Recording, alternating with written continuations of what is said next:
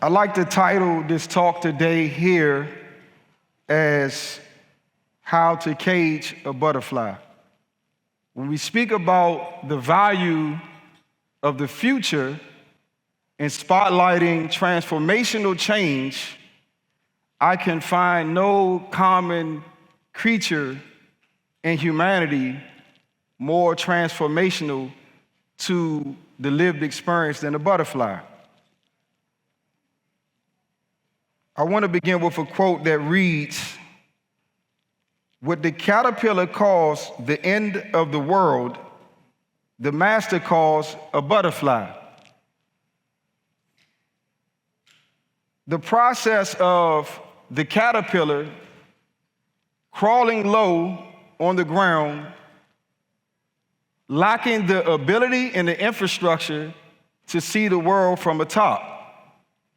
Its perspective is limited, it's grounded, but yet it has an advantage point by being close to the earth. The cocoon is actually known as a chrysalis. Chrysalis comes from the Roman word which means chrysos because of its golden color. And as Jair mentioned, that I often describe myself as a cultural engineer, but I also like to describe my life as one of alchemy. And in medieval times, the process of alchemy was known as the ability to transform base metals into precious metals like gold and silver. My life has been about transforming base conditions into golden opportunities. The interesting thing about the caterpillar is that it's just waiting for the moment to shed its skin. Unlike the moth, which weaves its cocoon, the cocoon is embodied within the caterpillar. It is only at the moment that it has not the comfortability, but sometimes we do not change because we see the light. We change because we feel the heat. And a lot of us do not welcome the process of isolation, of discomfort, and change, even when we know it to be necessary in the time and what must be done. And so for me, at the age of 11, a DC public school student having the opportunity to participate in the prestigious Gifted and Talented program in the 1980s in Washington, D.C., I had the opportunity, because of my test scores, to take my pre-SAT at Gonzaga Prep School. I had some of the highest test scores in the country.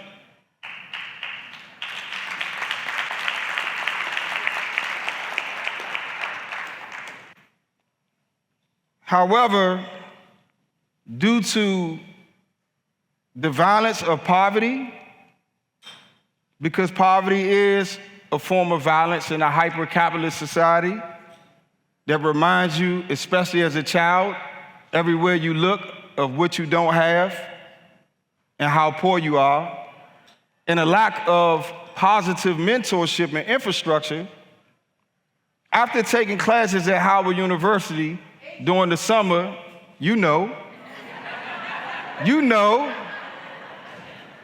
after taking classes at the Howard University, 1992, the age of 11, at the age of 12, I dropped out of school. And people will ask why. Due to, and Jair knows this well, in 1991, Washington, D.C. was the murder capital of the United States of America, and it had the highest incarceration rate of any city in the world. And as a child, for me, growing up in a community that had a high rate of gun violence and death and incarceration, in my desperation, I wanted to remove my mom and my younger brother from my community. Had I known any art dealers at the time, any venture capitalists, any hedge fund or private equity people, I would have gladly assimilated into any industry that afforded me an opportunity for upward mobility out of my dire situation.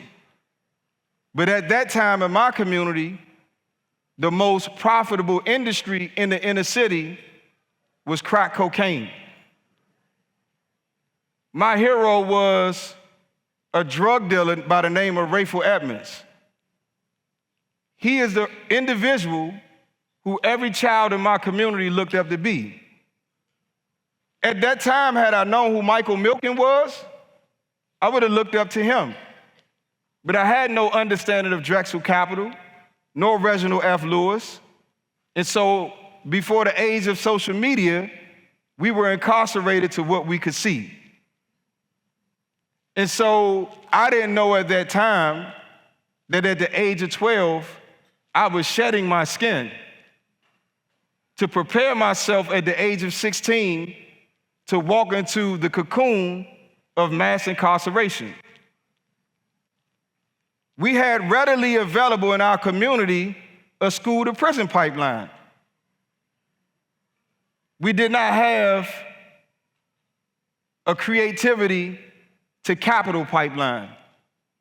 And so for me, entering the system at the age of 16, being charged as an adult for a crime that I did not commit, exercising my right to go to trial, being convicted and sentenced to 2 life sentences, being labeled a menace to society, a convict, a violent offender, a lifer, and according to a sociologist at the liberal University of Princeton, Ivy League, he labeled my whole generation of young boys, brown and black in particular, as super predators. This term was used to criminalize and to make children into adults in the criminal legal system, not only by conservatives, but liberals. From the White House to the US Senate to the House of Representatives. From First Lady Clinton all the way down to Newt Gingrich and in between. This was my term. This was my label put on me as a child. And so if you would have came to me when I received those 2 life sentences and when they first took me to the adult prison, all 5'1", 100 pounds of me, so small that the prison uniform could barely cover my shoulders. If you would have told me then that that was the golden opportunity to make me the person worthy to stand on the stage today, there was no way that I would believe it. And if you would have asked me to accept it, it's no way I would accept it, even if you would have promised me that this is your pipeline to receive everything that you ever dreamed of. So as the world labels you a menace to society, a violent offender, a super predator, I'm going to protect you from society and return you back to society to not only enriching yourself, but through your creativity, the authenticity of your storytelling, and your insatiable ability to grow in the face of adversities that will be known to crush the souls of the most toughest of adults. You will prevail and you will fly. And so I entered the cocoon.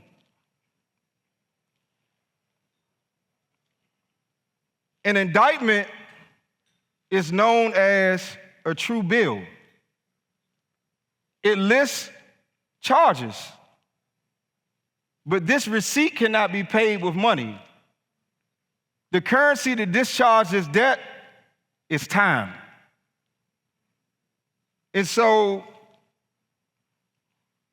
this is a quote that reads, they were not prepared to look optimistically into a future that had to be viewed through a gloomy present. Ernesto Che Guevara.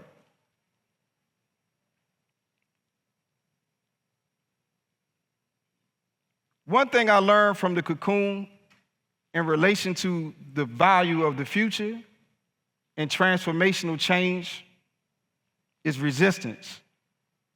Oftentimes, we run from discomfort to comfortability. We run from pain to pleasure. But when the caterpillar enters the cocoon, it is a famous story about one who saw a piece of a wing break through the shield. And out of good intentions, the individual ripped it open, thinking that it was helping the butterfly to be released, not knowing that the process of moving the wings against the cocoon strengthens its ability to withstand the cycles of the wind. And so, of course, I would have liked to have been acquitted.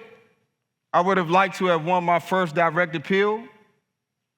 But it was a journey for me to invest my time capital into developing my humanity, my creativity, and what today I would say cultural engineering, my intellectual property. For 22 years, I read the Wall Street Journal, the Washington Post, the Burns Finance Dictionary, the Burns Dictionary of Accounting Terms, real estate terms, anything that I could read about business. And I would not be here today without the undying love of a mother.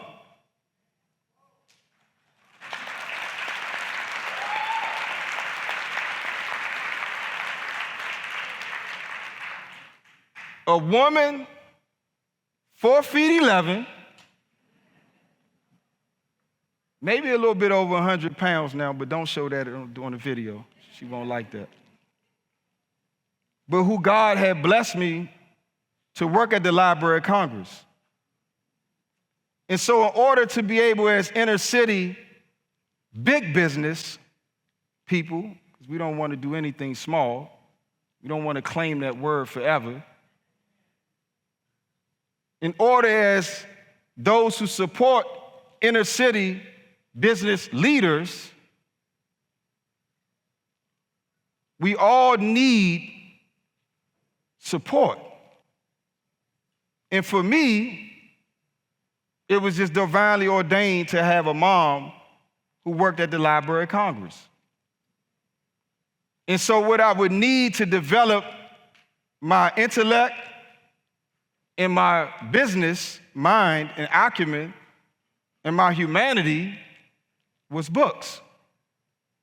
And having a mom who worked at the Library of Congress, it afforded me unlimited access to literature. A privilege that not just most incarcerated people would never have, but most people generally in the world would never access. And so, in prison, I created a publishing company. I had this wild idea that I could say something that people in the world would value. And I remember I published this book, Mind Over Matter. And if you read the preface to this book, which was written in 2009, I wrote, people will read the title of this book, and they will say, if mind over matter is real, and this is in 2009, then why are you still in prison? And I would tell them with a straight face, not only do I believe in mind over matter, not only do I believe that I have the ability to alchemize the base conditions of mental and physical prisons into golden opportunities, but I'm so confident that I'm going to publish a book about it. So that decades after this experience, I want people to know that I was so confident that I wrote this book while in chains. So that they can know that if I stood on the stage like I do today, that it's not a gimmick.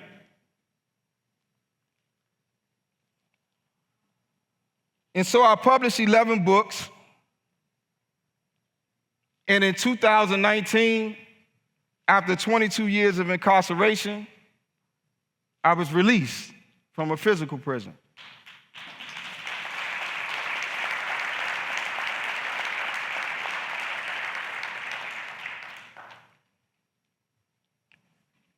Before I was released from prison, everybody told me that in order for me to actualize my dreams as an entrepreneur in Washington, D.C., after decades of incarceration, no college education, no access to any private equity, venture capital, hedge fund, startup, seed capital, that I would need to work a job and then be an entrepreneur on the side.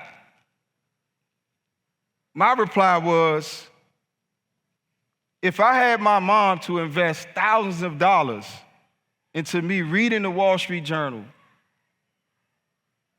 the Entrepreneur magazine, the Burns, the Kiplinger, all of the literature from the Library of Congress, all of the mentors that walked the yards of prisons with me, incarcerated in federal prisons in D.C., Virginia, Pennsylvania, Atlanta, Georgia, USP, 20 minutes from here, Oklahoma City, Victorville, and Atwater, California. If I had all of that time and all of that investment and I could not fly, then I would be a failure to me. And so I began this journey into what we call today the creative economy. And the reason that I was so confident about the future as I stand here today is that as I was in prison, I saw the monetization of my story. I like to say that being born in 1980, that my siblings are rap, crack, and Reaganomics. And the economics definitely didn't trickle down to my zip code. So all I had was rap and crack. Crack cocaine, though destructive in nature, highly immoral, it afforded me an opportunity to engage with self-enterprise.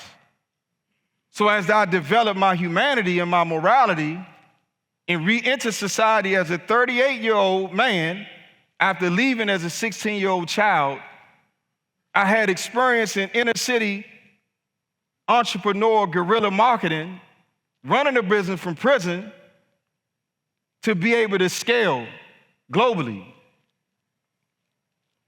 Hip hop was telling my story. A lot of these guys that became billionaires, they never went to prison. They never sold drugs. They never shot anybody. But they were able to tell my story and make billions of dollars off of it. And so hip hop, it was created in 1973. In the Bronx, limited access to infrastructure, capital, no credibility. Then, over time, it was supported by labels, distribution, streaming services, and technology. It is now the most consumed genre of music in the world, generating over $20 billion annually just from the music alone. It has produced people like Virgil Abloh and Pharrell Williams, who went from rap hip hop to leading Louis Vuitton, the biggest fashion house in the world in France.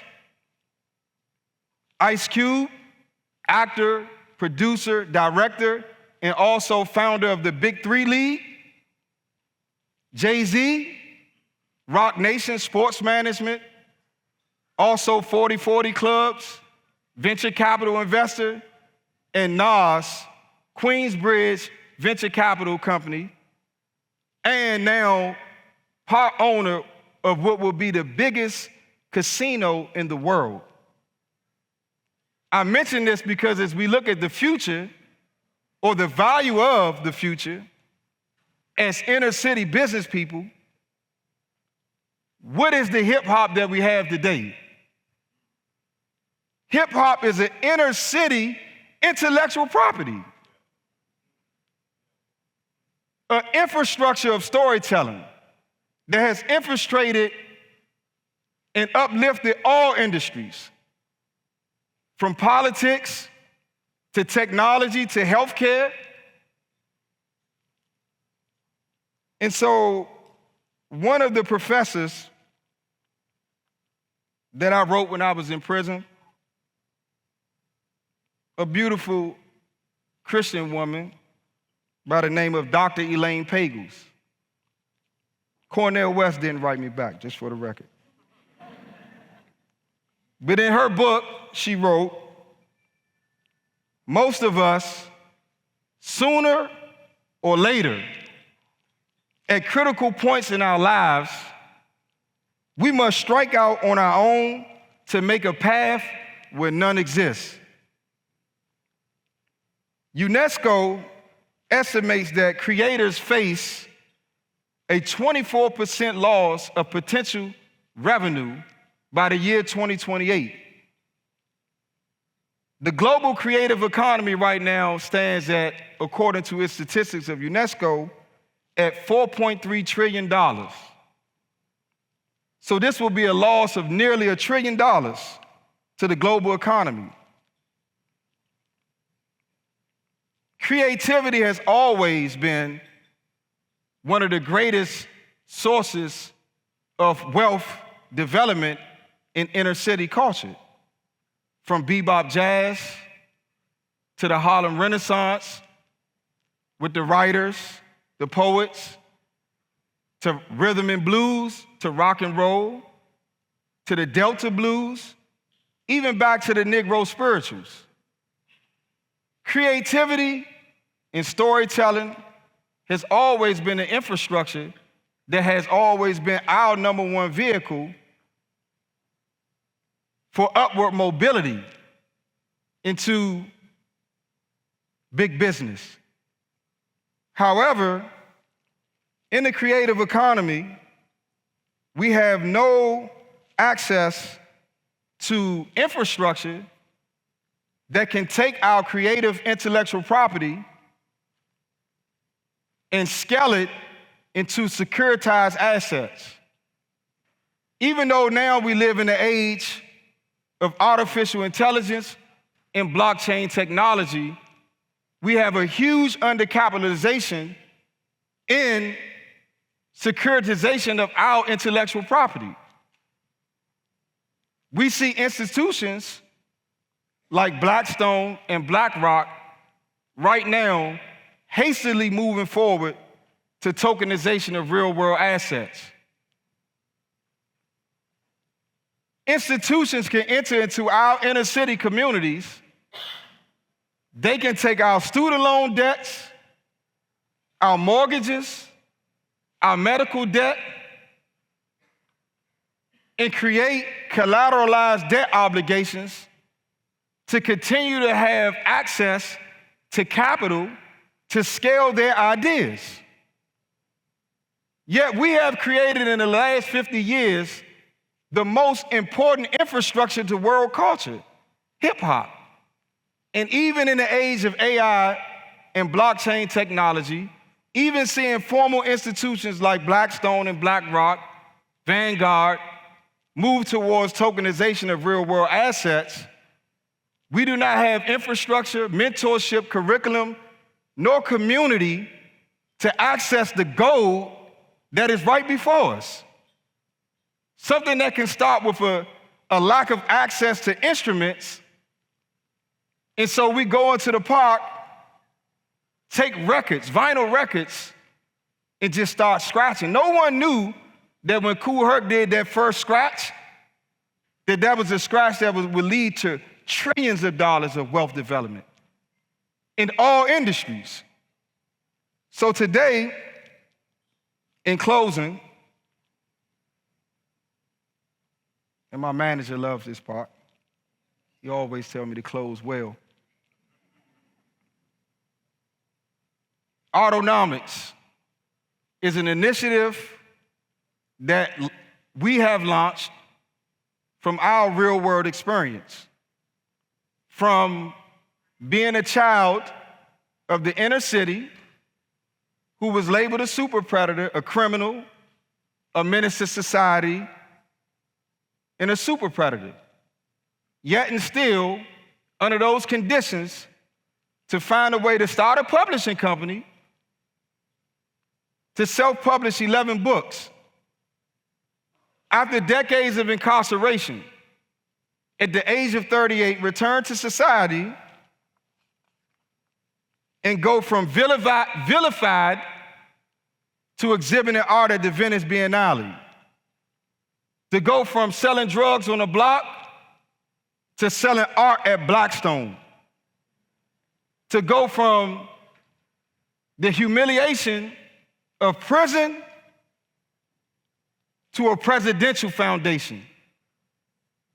And so today, my call to action to the entrepreneurs and the sponsors is to help us create these pilot programs, partner with us to help the inner city cultural engineers, the 12-year-old version of me that's on a corner just freestyle rapping, choreographing a dance that's gonna go viral on TikTok, but don't know how to protect that as an intellectual property, to copyright it, to trademark it, to have cease and desist orders on those that infringe upon that intellectual property, and how to set up formal structures of licenses so that our creativity, the 12-year-old version of me that exists in every inner city today,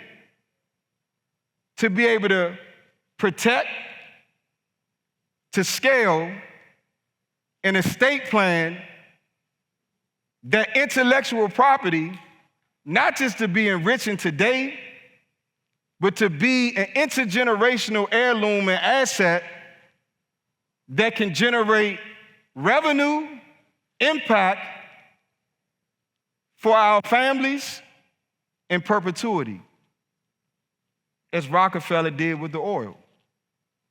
Our oil is our creativity. And so our inner cities do not have curriculum, infrastructure, or capitalization of our creativity. At Autonomics, we want to partner with people that can help us leverage AI and blockchain technology to secure our assets so that we can continue to use our ability of storytelling and creativity to add values to our brands, add values to our banks, and add value to our future. And most importantly, to add value to our ability to spotlight transformational change. Who are the caterpillars today who just need the moment to shed their skin, to go into their cocoon, to receive the support, to go from the Facebook to Facebook, to go from this guy with this idea of selling books online and naming his company Amazon. And people ask him, why are you naming your business Amazon? He said, because it will be so big, because one day I will sell everything. And receiving the seed capital, Series A, B, C, D, E, to grow this idea into the giant that it is today. And so, in closing, I want to mention, as we focus on the value of the future,